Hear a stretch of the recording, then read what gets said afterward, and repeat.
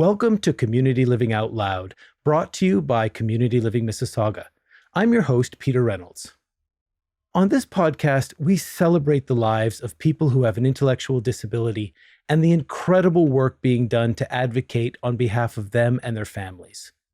Through conversations with experts, advocates, and people with lived experiences, we hope to inspire and educate listeners on the importance of building strong, supportive communities. Let's get loud.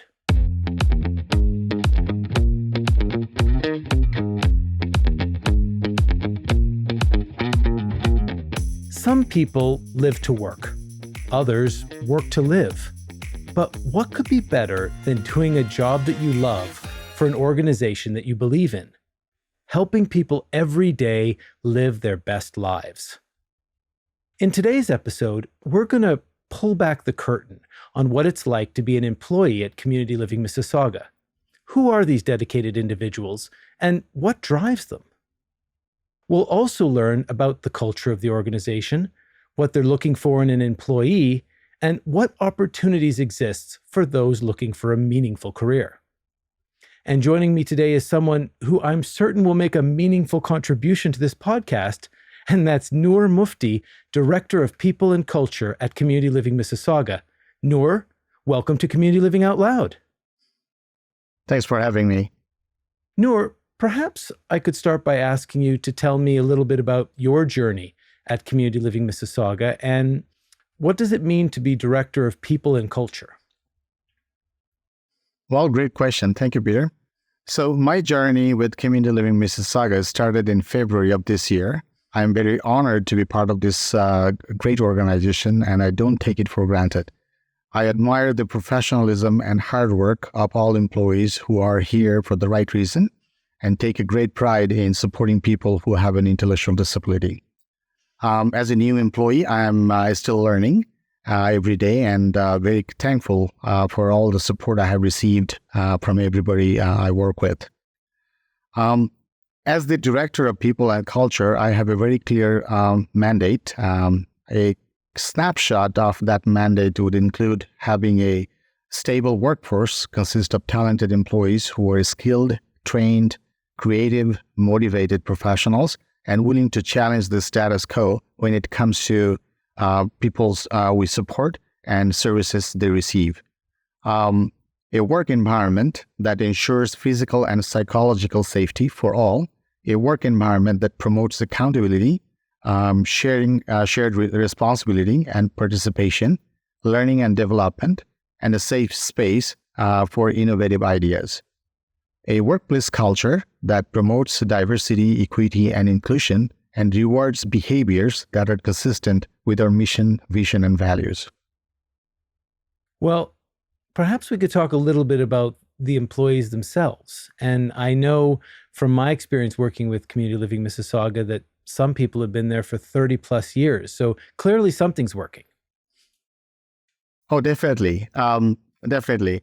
At Community Living Mississauga, we currently have about 525 employees. About 56% of them are full-time, and the rest are part-time. About 80% of our employees are with us for more than 2 years, and 20% of them are here for more than 20 years. I believe that it speaks a volume about the commitment of our employees. Despite the recent pandemic, our employee retention rate has remained above average in the sector. With respect to our workforce is very diverse, much like our community in Mississauga.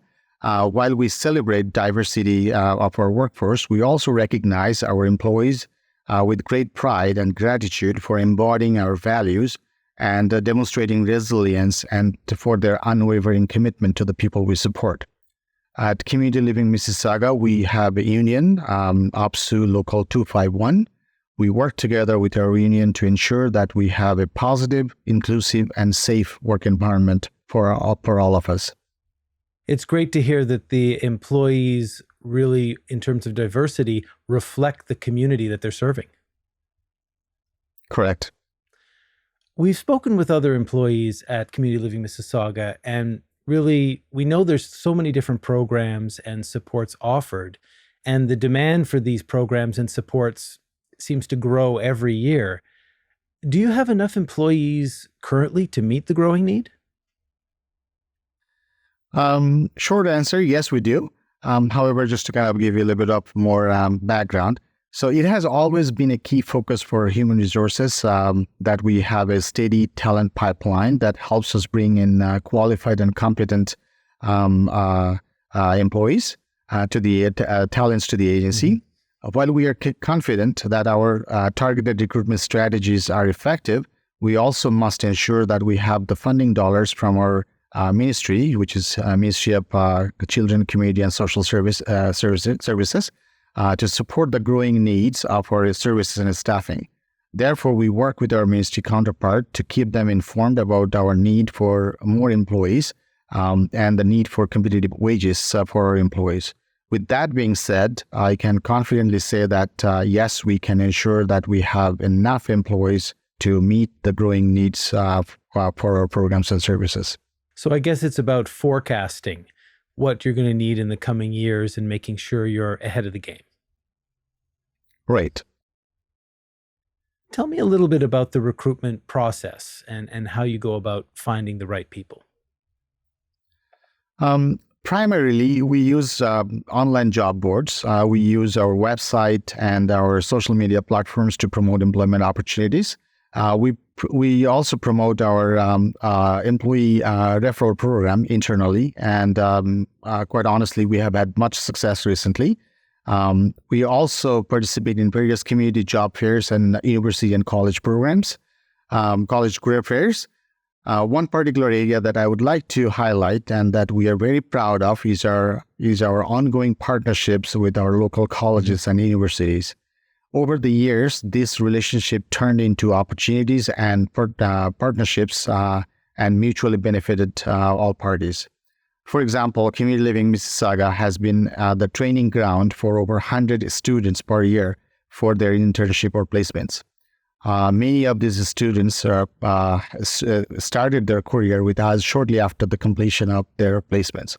We also sit on the advisory board and actively advocating for the specific skills and competencies that are needed for our sector. So our relationship evolved to a partnership, which again works as a great source for recruitment. Yeah, and I know, and we've spoken about some of the programs and the partnerships with colleges in a previous episode. And the idea, of course, that people can start off as a volunteer as a student, and that can potentially grow into a job at Community Living Mississauga. Correct. I mean, and that's the way it has been, and we have seen many students, as I mentioned, over 100 students, participating in the placement that we provided here, and that relationship turned into an employment after. So, which is again, it's a mutual benefit that we offer, and we also receive from the colleges. No, it's very interesting. I know my son, who's just started high school, and he has his volunteer hours, and I know in grade 10, he's very interested in coming and volunteering with organizations like Community Living Mississauga. But I think it's a great opportunity for young people because they see a whole side of society that they might not be aware of, and it can really sort of inspire people to wanting to give back and help serve the community. I think that's an excellent point, Peter. Historically, we haven't done that much of marketing and promotion, to educate or create awareness within the younger population, our members in the society. However, now when those generations are coming to or joining the workforce, it has become evident that they're not aware of our sector that much. So that's why I think we need to look back and kind of think about what we could do at this point of time in order to, respond to the future needs of our future employees, or how can we encourage younger generation to think about our sector by learning what we do, how we make difference in the lives of the people we support, and the meaningful takeaways that they can take from supporting people. I think that's a very good point that you mentioned, that's where we need to put a lot more work. And we are through the volunteerism in our agency. I think that's a great opportunity for younger people to come in and work and get experience. Not necessarily they will choose a career within our sector, but they will be somewhere where they will make major policy decisions, which might impact our programs, our services, the job we do, and the people we support. And that's when we need people who understand us, particularly our sector, the needs of the people we support, so that they can make an informed decision in the future.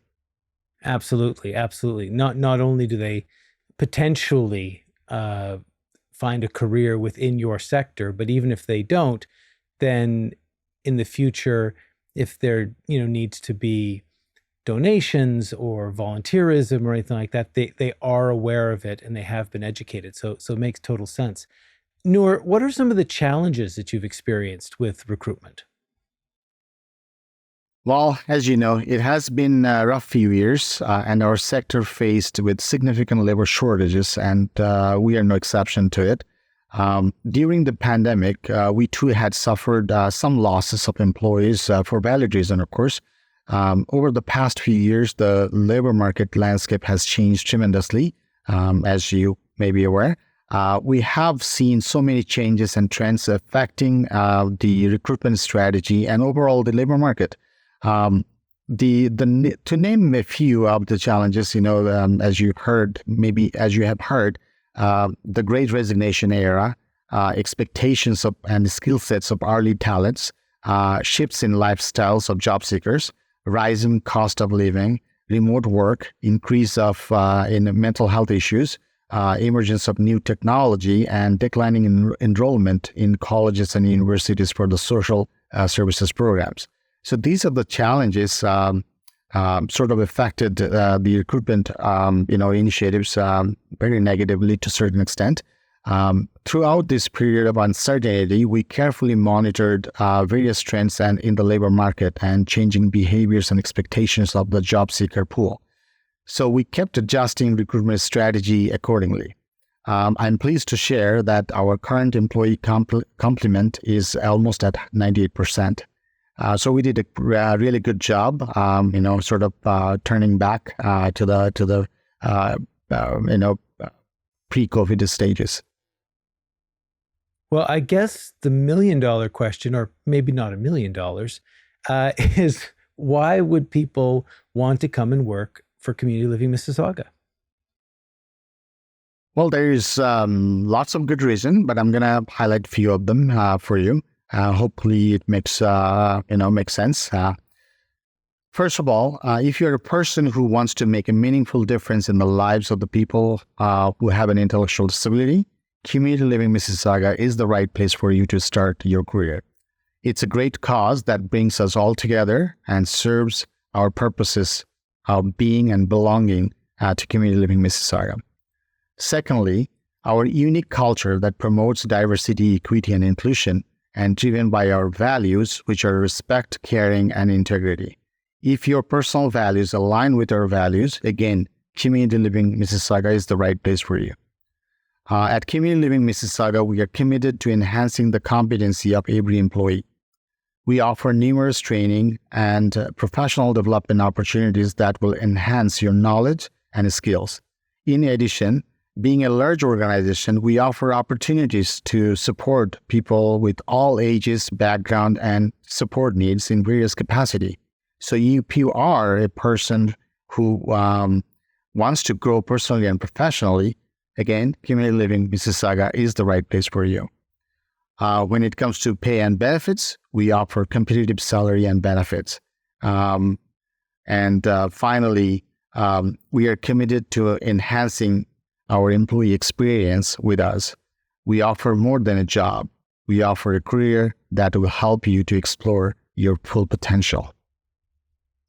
I love hearing that. So for those people listening, it's not just about going and here's your role.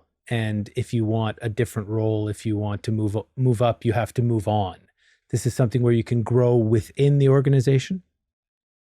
That's correct. As I said, like being a large organization, we have lots of opportunity within, and you will have the option to apply for various available position as they become available.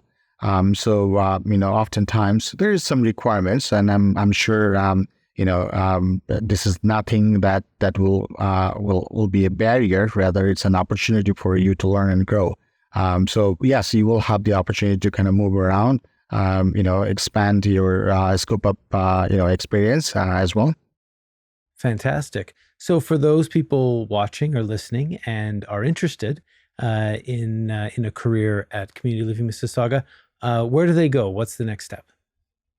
Well, if you're interested in an opportunity with Community Living employment opportunity with Community Living Mississauga, your starting point would be go to our website and our social media platforms to learn more about who we are, what we do, and the employment opportunities that are currently available. And then if you know of somebody who might be interested in the sector, you can also please feel free to refer them or connect them with us. We'll be more than happy to answer any question. Well, we'll be sure to include that link in the description, Noor.